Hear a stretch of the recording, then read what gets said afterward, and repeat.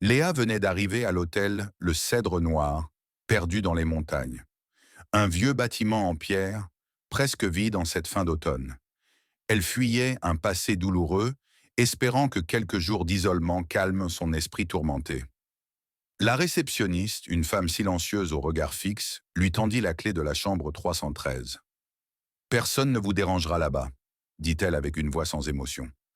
La chambre était simple. Un lit double, une grande armoire, un miroir fissuré.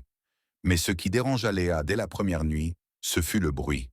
Un grattement, comme des ongles sur le plancher, venant de sous le lit. Elle se pencha. Rien.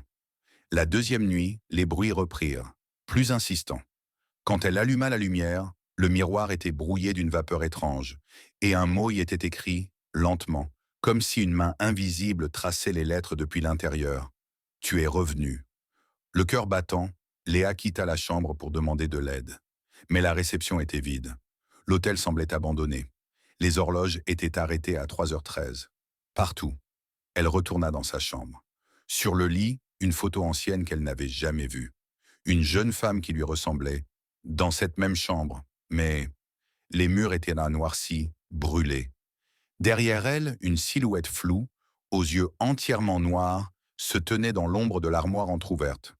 Ce soir-là, Léa entendit de nouveau le grattement. Mais cette fois, ce n'était plus sous le lit. C'était dans l'armoire. Elle s'approcha, lentement. La porte s'ouvrit toute seule dans un grincement horrible. Dans l'obscurité, deux yeux noirs la fixaient. Et la dernière chose qu'on entendit avant le silence fut le claquement de la porte, suivi d'un murmure. 313 ne laisse jamais partir celles qui reviennent.